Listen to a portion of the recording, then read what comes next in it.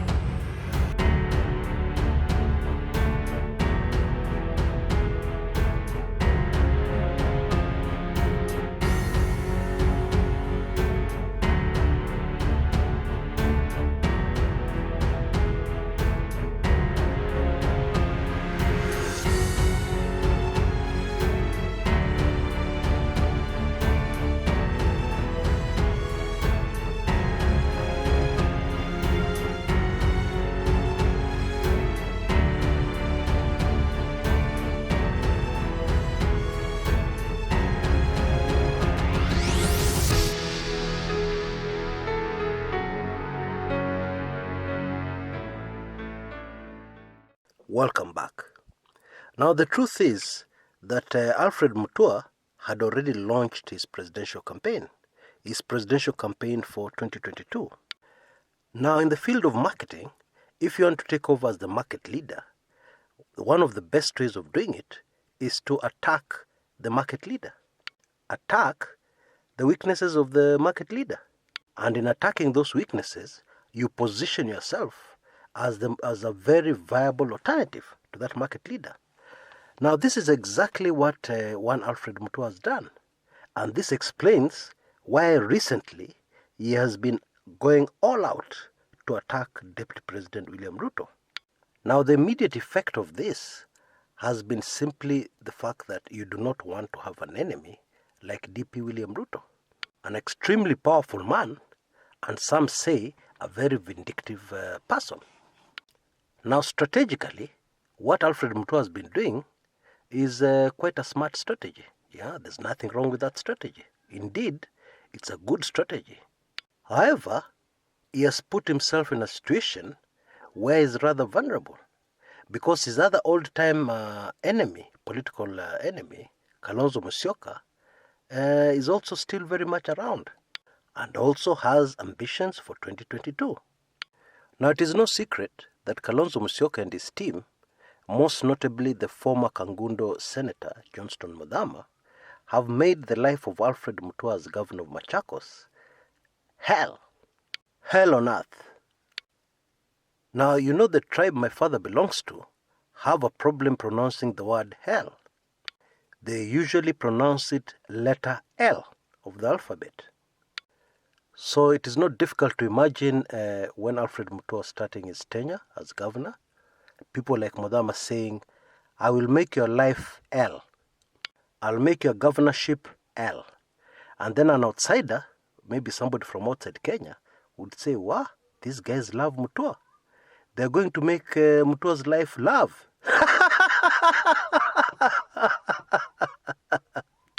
Anyway, on a more serious note, life has not been easy for Mutua. Mutua goes abroad, gets foreign investors, allocates some land within the county, which is within his powers as a governor, for factories, major investments to be built, which would have created thousands, probably tens of thousands of jobs for poverty-stricken people in Machakos County.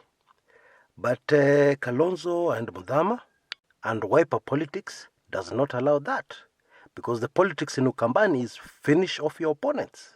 Even if they bring good development projects, finish them off. Cut their feet. Do not allow those development projects.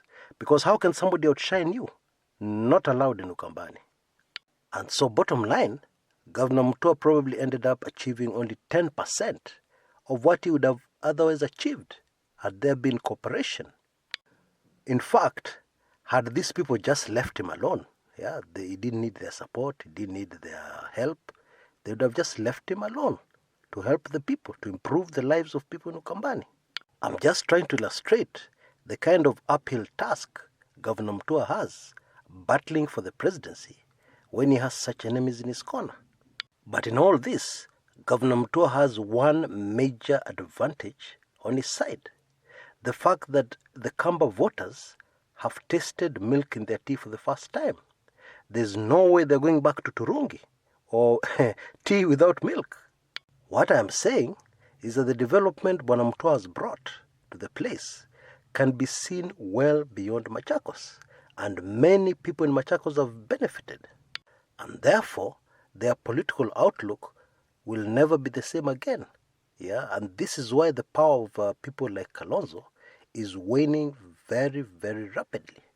A case in point, Kalonzo Musyoka's recent efforts of getting his Kamba community to rally behind him, as he was fighting his battles within NASA against the likes of Raila Odinga, fell flat on its face.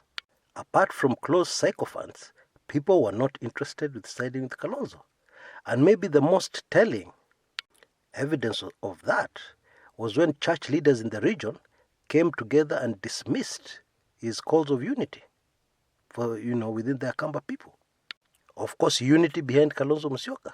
Whatever his policies are, whatever his past record is, irrespective of the fact that he blocked development from going to the people during the tenure of Alfred Mutua, during his first term. But having said that, there are huge complications in Ukambani that could end up favoring Alfred Mutua in a possible by-election in Machakos. Now, Wavinya Ndeti, the person who's challenging Mutua for the governorship of Machakos, is in NASA, more specifically in Wiper. Mutua, on the other hand, runs an independent political outfit called Maendeleo Chap Chap political party, and in the last elections, he supported the re-election of Uhuru Kenyatta as president. And so theoretically, that should put NASA fully behind Wavinya Ndeti in the by-election. True or false? Actually false. As we're all aware, there have been a lot of changes within NASA. NASA is no longer the unified juggernaut that went into the 2017 August elections. We have Kalonzo, Weta, and Mudavadi scheming against Raila. We have the ODM party, one of the oldest political parties in the country, flexing their muscles and going it alone on many issues. In fact, we have already seen that the handshake has started benefiting specifically ODM allied members. Those are the people we have seen recently being appointed by Uhuru to plush parastatal positions. And so, this presents a very interesting situation whereby it is highly likely that ODM will take different sides from what Wiper, Amani, and Ford Kenya will take going into the Machakos by-election. That means that if Wiper support Wavinya, which is expected, it is quite likely that ODM may not support Wavinya. Now, what is most likely to happen is that ODM could decide to remain out of that race, lie low, and generally not get involved in that by-election if it happens. That is the most likely scenario. But also we cannot rule out the fact that ODM could come out in full support of Governor Alfred Mutua. More so because Mutua has in recent times come out as one of the harshest critics of DP William Ruto.